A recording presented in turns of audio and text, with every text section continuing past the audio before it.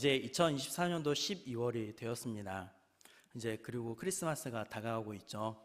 그래서 올해 크리스마스가 다가오기 전까지는요, 제가 설교하는 순서에는 이 크리스마스와 관련해서 말씀을 전하려고 합니다. 아기 예수님의 탄생을 배경으로 등장하는 그 인물들을 살펴보면서요, 하나님께서 우리에게 무엇을 말씀하고 싶으신지 그 은혜들을 함께 나누고자 합니다. 그래서 저는 오늘 두 의인이라는 제목으로 함께 말씀을 나누고자 합니다. 크리스마스가 되면 생각나는 사람들이 있죠. 예수님의 부모인 요셉과 마리아, 그리고 아기 예수님의 탄생을 경배하며 축하했던 동방박사들과 목자들, 그리고 이스라엘의 위로를 기다렸던 시므온과 안나 선지자 등 많은 사람들이 생각이 납니다. 그 중에 저는 오늘 우리를 구원하시기 위해, 그리고 우리와 함께 하시기 위해서 이 땅에 오신 임마누엘의 주님, 그분을 맞이할 백성을 준비하는 사역을 감당한 세례 요한의 부모들을 생각해 보려고 합니다. 세례 요한의 부모의 이름은 사가랴와 엘리사벳인데요, 오늘 말씀의 제목처럼 이 두 의인을 통해서 하나님께서 우리에게 주시는 크리스마스 절기에 생각해야 될 교훈들에 대해서 함께 나누기를 원합니다. 첫 번째로 나눌 말씀은 의인은 하나님의 말씀을 소중하게 여기는 사람이라는 것입니다. 우리 같이 한번 읽어볼까요? 의인은 하나님의 말씀을 소중하게 여기는 사람입니다. 먼저 당시 시대적 상황을 살펴보면요, 오늘 본문 5절에 기록된 것처럼 유대왕 헤롯 때에 일어난 일이었습니다. 이 헤롯 왕은 예수님의 탄생 이야기에서 동방박사들을 통해 이스라엘 왕의 탄생 소식을 듣고 베들레헴에서 태어난 2살 이하의 아이들을 모두 죽였던 그 헤롯 대왕을 말합니다. 정말 매우 악한 왕이죠. 또한 이 헤롯 대왕이 성전을 웅장하게 건축했지만요, 성전에 태양신을 숭배하는 독수리상을 놓았었고요, 사람들로 하여금 로마 황제를 위한 희생 제사를 드리도록 한 인물입니다. 또한 이 성전의 제사장들은요, 백성들에게 하나님에 대해서 가르치고 또 말씀을 가르치면서 율법을 가르치면서 그들의 신앙을 지도해야 했었습니다. 하지만 해야 할 임무는 하지 않고 백성들을 착취하게 바빴던 인물들이 그 당시의 제사장들이었습니다. 그러니까 오늘 본문의 이 헤롯 때라는 이 표현은요, 유대 민족에게 있어서 정치적으로도 영적으로도 매우 어둡고 불행한 시기였다라는 것을 알려주는 것입니다. 하지만 이토록 어둠이 너무 깊이 있다는 것을 생각해 보면요, 이 어둠 가운데 모든 것이 끝나는 것이 아니라요, 이제 광명의 해가 떠오를 때가 되었다는 의미가 되기도 하는 것 같습니다. 이미 하나님께서 태초부터 계획하신 구원의 역사가 절정을 맞이할 때가 다가오는 것만 같습니다. 그런데 이 일은 어떤 특별한 사건이나 어떤 특별한 인물을 통해서 일어난 것이 아닙니다. 아주 평범한 한 제사장 부부를 통해서 시작되고 있는데요, 아비야 반열의 제사장 중 한 사람인 사가랴와 그의 아내 엘리사벳을 통해서 시작되고 있었습니다. 사가랴는 수많은 제사장 중에 한 사람으로 어떤 특별한 지위를 가지고 있는 사람은 아니었습니다. 그러니 지극히 평범한 제사장 중에 한 사람이었고요, 그의 아내인 엘리사벳 또한 아론의 자손 중 평범한 사람이었습니다. 그런데 성경은 이 두 사람에 대해서요, 그저 평범한 사람으로만 비추고 있지는 않습니다. 그것을 알 수 있는 대목이 바로 오늘 6절의 말씀인데요, 6절 말씀 함께 읽어보겠습니다. 이 두 사람이 하나님 앞에 의인이니 주의 모든 계명과 규례대로 흠이 없이 행하더라. 아멘. 사가랴와 엘리사벳은 오늘 말씀에 나온 것처럼 의인입니다. 그런데 누구 앞에서 의인이라고 하죠? 하나님 앞에. 바로 하나님 앞에 의인이었습니다. 말라기 선지자 이후로 약 400년 동안 하나님의 계시도 멈춰버린 영적인 암흑기였고, 나라는 절망 가운데 빠져있는 상황이었습니다. 정치적으로요. 이러한 때에 하나님 앞에 의인인 이 두 사람은요, 주의 모든 계명과 규례대로 흠이 없이 행한 사람들이었습니다. 즉 매우 영적인 암흑기 가운데서도 하나님의 말씀을 쫓아서 하나님을 사랑하고 그렇게 매우 경건한 삶을 살았던 사람이라는 것을 알 수 있는 대목이죠. 그러니까 이 두 사람은 자신의 인생 속에서 그 무엇보다 하나님을 정말 사랑하고 하나님의 말씀을 소중하게 여긴 사람들이었다는 것을 알 수 있습니다. 그러니까 하나님 앞에 의인이라는 이 말은요, 하나님만이 자신들에게 있어서 가장 중요한 분이고 소중한 분이라고 생각하는 사람들이었다는 것을 알 수 있죠. 이것을 생각해 보면요, 사가랴와 엘리사벳은 하나님의 말씀을 사랑하고 하나님의 말씀대로 살아가기를 기뻐하는 삶을 살아간 사람들이라는 것도 알 수 있습니다. 정말 어둠뿐인 그 시대에 새벽별과 같은 존재들이라고 생각이 됩니다.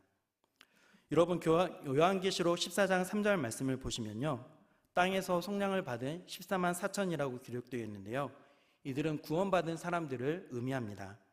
그러면 이 구원받은 사람들은 어떤 사람들일까요?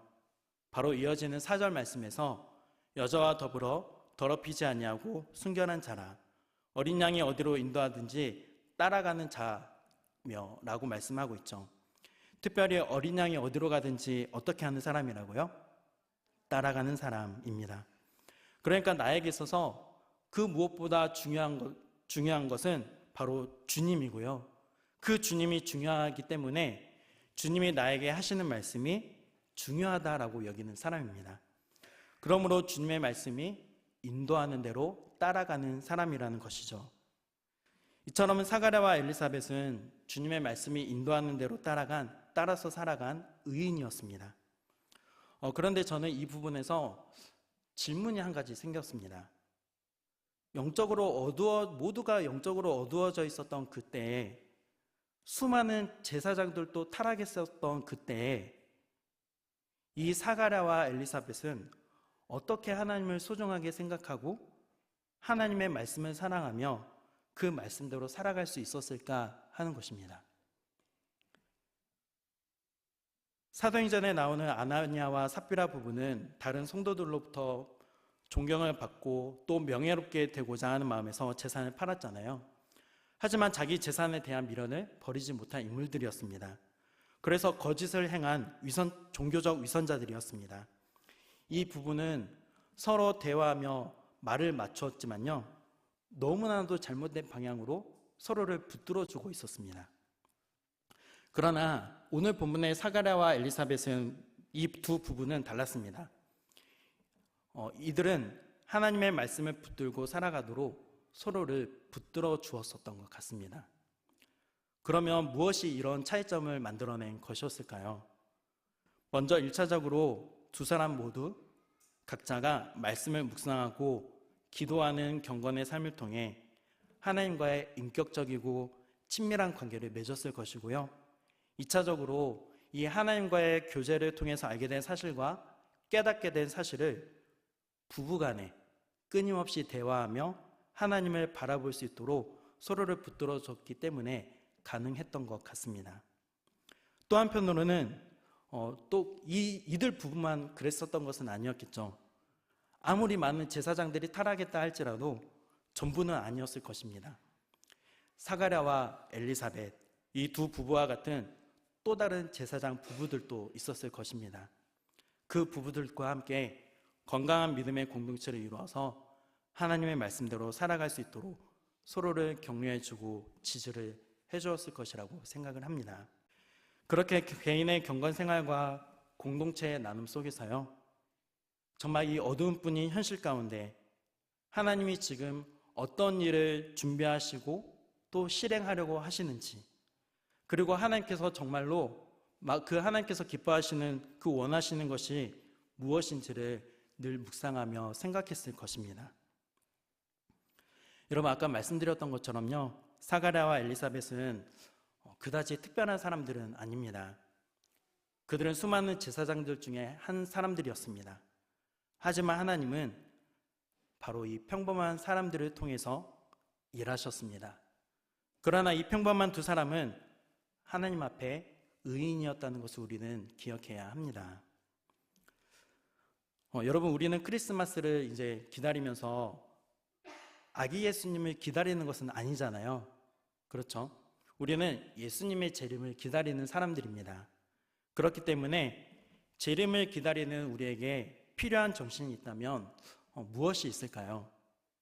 저는 오늘 본문의 이 사가랴와 엘리사벳이 보여준 것처럼요, 하나님이 우리의 인생에 있어서 가장 소중한 분이심을 고백하고요, 또 하나님의 말씀을 정말 소중하게 여기는 것이라고 생각을 합니다. 사랑하는 여러분, 2024년 크리스마스를 기다리며 하나님과 하나님의 말씀을 그 무엇보다 더 소중하게 여기고 경건의 삶을 살아가는 저와 여러분이 되시기를 주님의 이름으로 축복합니다.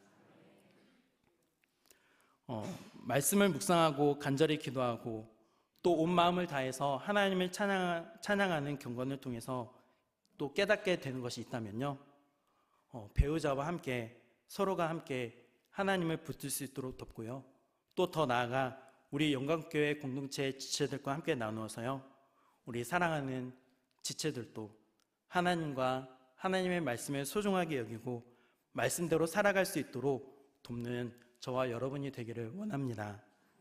그래서 영적으로 어두운 이 시대에 새벽별과 같은 존재로 귀하게 쓰임받는 저와 여러분이 되시기를 주님의 이름으로 축복합니다. 두 번째로 오늘 함께 나누고 싶은 교훈은 바로 의인은 고통 중에도 말씀을 따라 살아가는 사람이라는 것입니다. 여러분, 사가랴와 엘리사벳 정말 너무 멋진 삶을 살아가고 있는 것 같잖아요. 정말 본이 되는 삶을 살아가고 있습니다. 더군다나 오늘 말씀에서는 그들을 하나님 앞에 의인이라고 칭하고 있습니다. 하나님을 너무나도 잘 섬기고 있었기 때문에 이런 호칭도 받는 것이겠죠.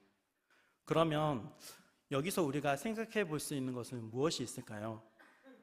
하나님을 잘 섬기고 있었으니까요, 우리가 현실에서 생각할 수 있는 수많은 복을 하나님께서 허락해 주셔야 되는 거 아닙니까? 영적으로 어두운 시대에 영적으로는 조금 더 부족함이 없어 보이는 두 사람이었습니다. 하지만 그들의 육적인 상태는 달랐습니다. 나이가 많아 늙기까지 수많은 시련의 시간을 살아가고 있었던 것입니다. 어떤 일들이 있었을까요? 오늘 본문 7절 말씀을 함께 읽어보겠습니다. 엘리사벳이 잉태를 못함으로 그들에게 자식이 없고 두 사람의 나이가 많더라. 사가랴와 엘리사벳 이 두 부부 사이에는 엘리사벳이 잉태하지 못했기 때문에 자녀가 없었습니다. 다들 아시는 것처럼 당시에 유대인들에게 있어서 자식이 많다는 것은 하나님께서 복을 주시는 것이라고 생각을 했고요, 반대로 자식이 없다는 것은 죄에 대한 심판이나 저주라고 생각을 했었습니다. 그렇기 때문에 이 당시에 자식이 없다는 것은 매우 큰 부끄러움을 당하는 일이었습니다. 그래서 주변 사람들이 아마 이렇게 하지 않았을까 생각이 되는데요, 아니, 저 제사장 가문은 왜 저래? 저주받았네. 자식도 없는 제사장이 어떻게 사람들을 축복할 수 있는 거야?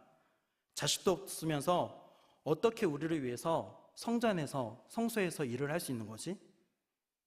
그렇게 얼마나 많은 사람들이 속으로 생각하면서 손가락질을 했을까요? 그런 분위기 속에서 사가랴와 엘리사벳 이 두 사람의 고통은 얼마나 컸을까요? 저는 감히 상상조차 하지 못하겠습니다. 더군다나 아이가 없는 것도 너무나 서러운데 이들은 나이가 너무나 많았습니다. 이것은 무엇을 뜻하는 것입니까?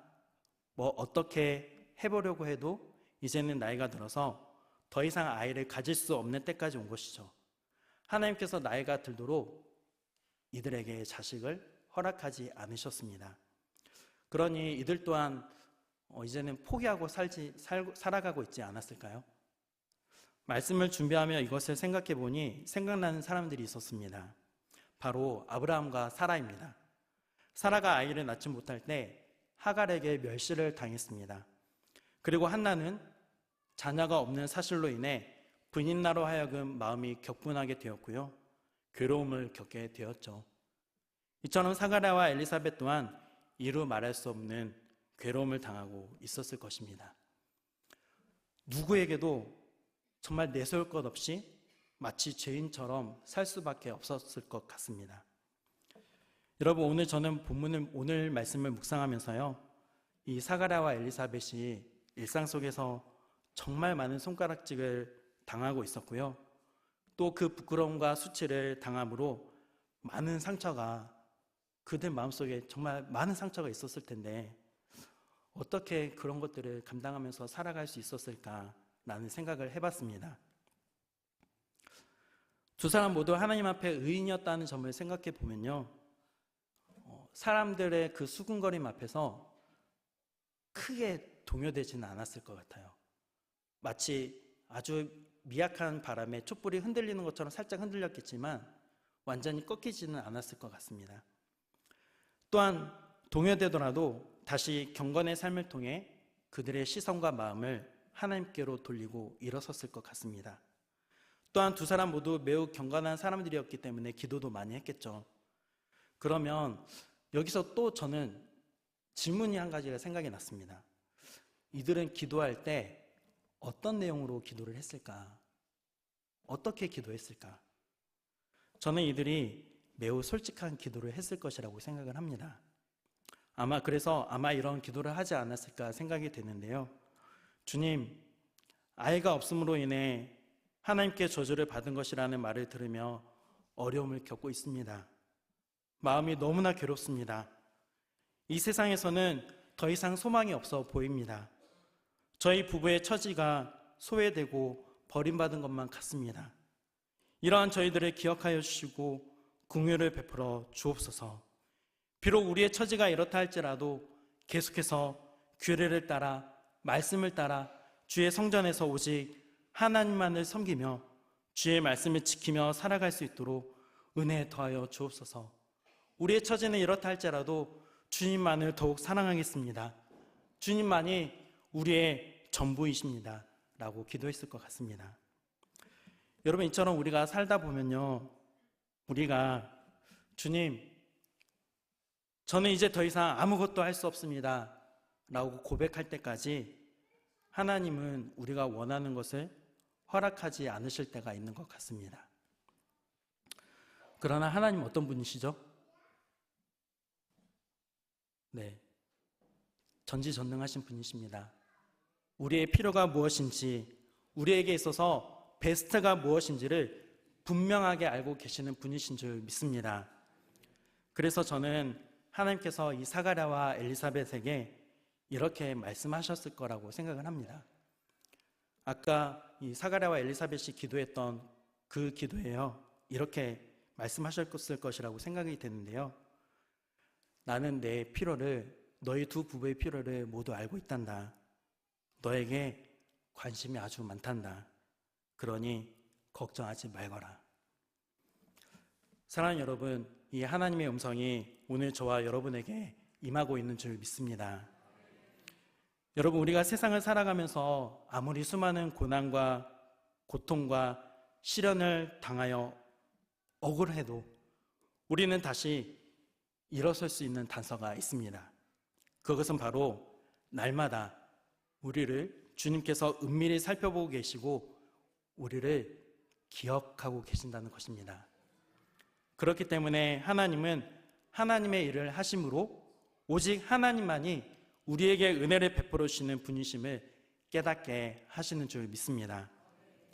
그리고 이것은 나 자신만 깨닫는 것이 아니라요, 주위에 있는 사람들 모두 이 일은 하나님께서 하셨다라고 깨닫게 되는 것, 이것이 하나님께서 우리에게 고난과 시련을 허락하실 때 일하시는 하나의 방식이라고 생각합니다.